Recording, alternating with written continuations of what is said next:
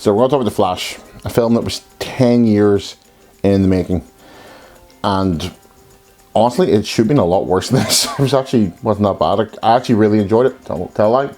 Really liked it right until the point. And we're going to talk about that. So take a seat, get yourself a drink, and let's just talk about The Flash.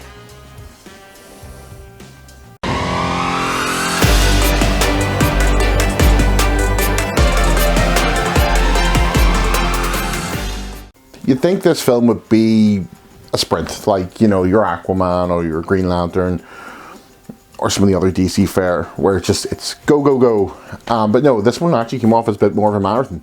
And I mean that in a good way. It's something you slow down and take your time with, which is strange for a Flash film. But it lets you make all these terribly brilliant puns. As I said, the film is slow at the start. It builds, and I get that, which is kind of weird because we've spent some time with Barry. We see him now in a couple of films. So it's kind of strange that we're having to get back to know him again. I think they could have done that better, but particularly enjoyed the start where he's saving the babies. I know a lot of people don't like the CGI thing. I'm going to give the director and the team behind it the benefit of the doubt and say it was a style choice to show us what he sees. Not the best choice, but it was a choice. So, I've seen worse things in superhero films. Hell, I've seen worse CGI in Marvel films, and I've tolerated it. So, I'm not going to shit on this one because it's got a bigger problem, and I'll get to that eventually. Casting-wise, not the biggest fan of Ezra Millar's performance as Barry Allen. It's not my Barry Allen, but this time around, big improvement. I think it tries to justify it by, you know, I don't know, I can't say.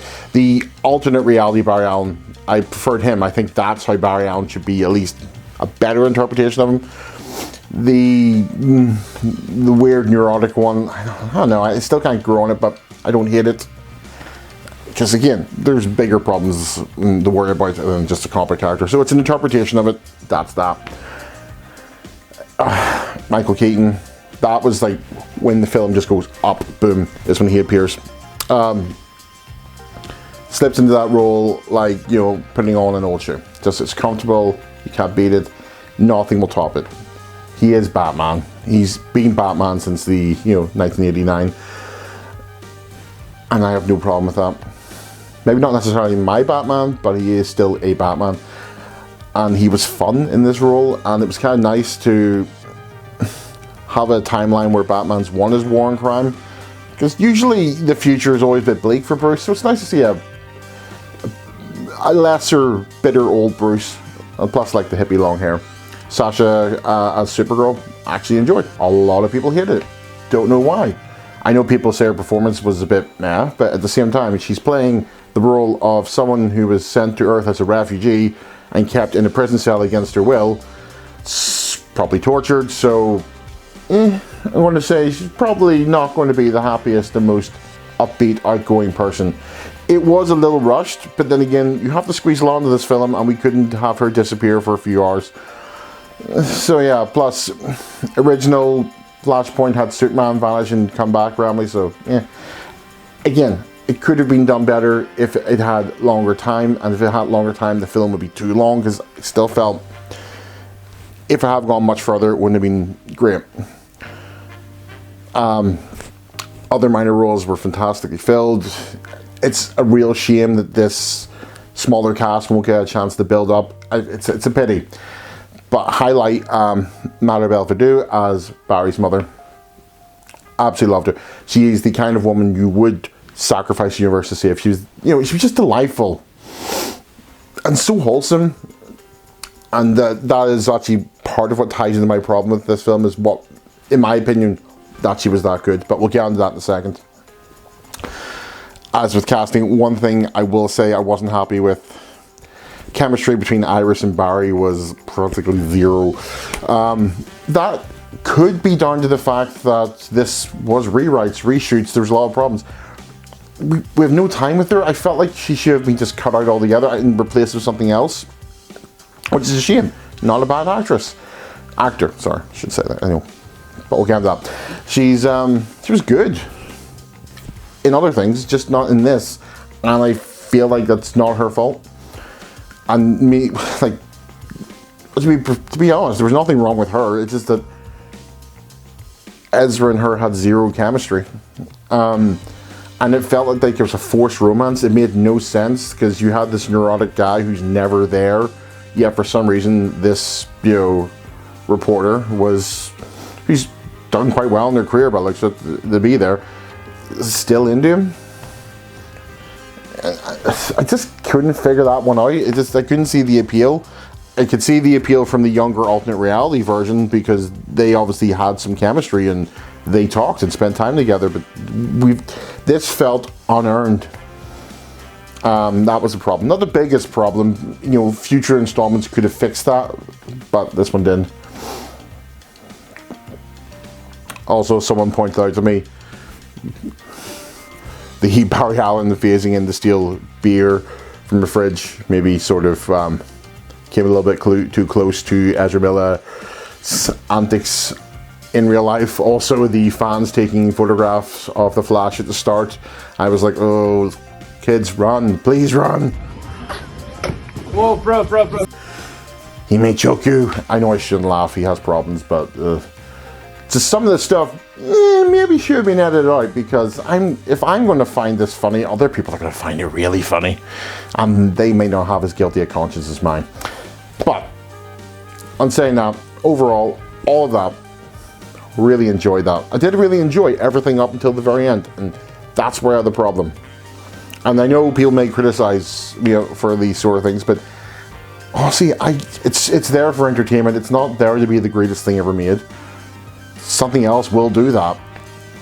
But right up until the end, I love this film. And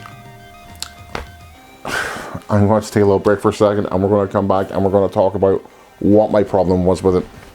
I'm hoping you guys will feel the same as me, and if not, comment below.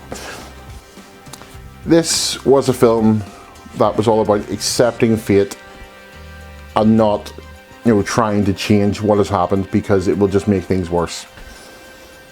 Yet, what happened right at the end? Barry, no matter what, changed the timeline. And what makes it so much worse, one of the best scenes in the entire DCU came right before it, when he was saying goodbye to his mom. It was such a gut-wrenching scene. I got teary during it. And I'm not someone that gets teary too often. I really don't. I'm like a bloody heart of stone sometimes. But that hit me. It was well done. It was like Ezra Millar at his peak, because he's a good actor, and Merida Belvedere was fantastic in it. Again, just delightful. And you had this really touching, meaningful moment where you could see the character coming to terms with everything, with making this big sacrifice. In a way, in a more meaningful way, I think, than Tom Holland made with his sacrifice in Spider-Man, where he, gave up his identity and no one knew who he was. I was hoping for that moment with Barry, but no, he, in the end, decided that he's going to change the timeline ever so slightly to save his dad. You done fucked up now! I can't blame him for doing that. But, at the same time, clearly didn't learn his lesson. I know it's a minor change, but I was talking to a friend about this, and he came to the same conclusion as me, that all they had to do was have him go back in time and find some other evidence, or find out who really did it. It wouldn't be changing the timeline. It would just be discovering something that was unseen at that point. But they had change, and then they made it a bloody joke. There's a little, tiny bit of me that had a bit of a smirk when George Clooney got out of the car at the end. But at the same time, to have him just go, what the F-bomb, and have George Clooney there, it just cheapened the whole thing. And that's what really annoys me, because DCU never quite made it. But it had moments of greatness, I think. Especially in the first Superman film, which I think really helped depict a different side of Superman. You know, it's always going to be hard to top Christopher Reeve, but they did a really good job trying. And Brandon Routh was actually a pretty good Superman as well, but that particular with Henry Cavill had some fantastic moments.